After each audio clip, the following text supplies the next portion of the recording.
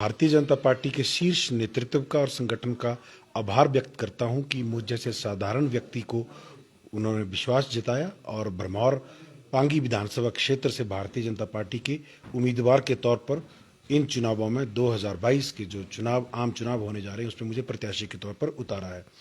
मैं भारतीय जनता पार्टी के नेतृत्व के धन्यवाद के साथ साथ समस्त देवी देवताओं का, अपने माता पिता का, अपने सब शुभचिंतकों का भी आभार व्यक्त करता हूं कि जिन्होंने मेरे को शुभकामनाएं दी, मुझे आशीर्वाद दिया और जिसके दम पर आज हम इस मुकाम पर पहुंचने में कामयाब हुए हैं। इसके लिए मैं समस्त लोगों का आभार व्यक्त करता हूं। हमारी लड़ाई अब शुरू हुई है और हम सब लोगों से, भरमौर पांगी विधानसभा क्षेत्र की समस्त जनता से हम ये आग्रह करते हैं कि वो पार्टी के शीर्ष नेतृत्व के द्वारा जताए गए विश्वास को जो है वो उस पर हम खरा उतर सकें। इसके लिए हम सब लोगों का सहयोग अपेक्षित है।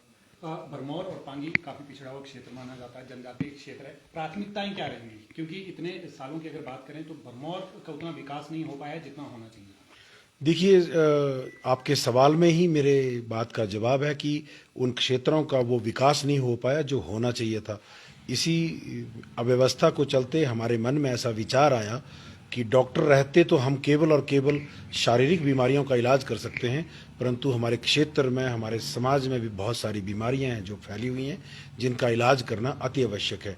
तो इन सब बातों को देखकर ही मेरे मन में ऐसा विचार आया और हमने अपने इस दिशा में जब कदम बढ़ाए और मैं पार्टी के सब शीर्ष नेतृत्व का, संगठन के सब अधिकारियों का मैं आभार व्यक्त करता हूं कि उन्होंने मुझ पर भरोसा जताया।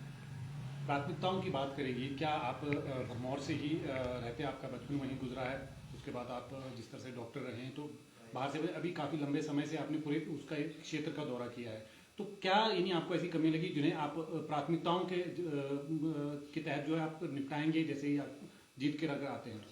देखिए, सड़क, शिक्षा, स्वास्थ्य, ये मुख्य समस्याएं उस क्षेत्र की हैं।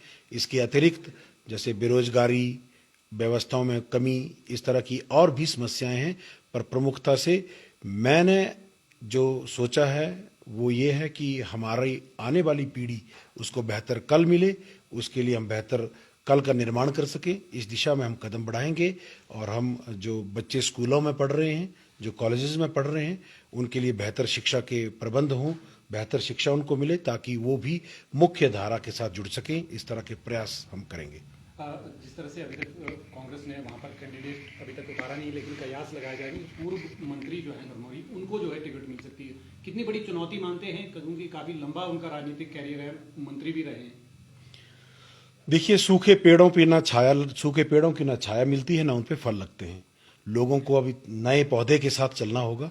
नया पौधा जो उगा है, जो आने वाले समय में लोगों को फलदार वृक्ष बनकर लोगों को जो है वो फल और छाया देगा, लोगों को उसके साथ चलना जो है वो उचित रहेगा। और साथ ही साथ मैं एक और बात कहना चाहूँगा कि उगते सूरज के साथ चलना जो है वो उचित रहता है। तो अभी आने वाले समय में हम सब लोगों के बीच में जाएंगे और सब लोगों से आशीर्वाद मांगेंगे कि हमारा साथ दें ताकि हम भारतीय जनता पार्टी की झोली में भरमौर पांगी विधानसभा की सीट को भारी मतों से जीतकर भारतीय जनता पार्टी की झोली में डाल सकें। नामांकन की बात करें, कब नामांकन आप करने जा रहे हैं? 21 तारीख को 12 बजे हम भरमौर विधानसभा क्षेत्र से भारतीय जनता पार्टी के अधिकृत प्रत्याशी के तौर पर नामांकन पत्र भरने जा रहे हैं।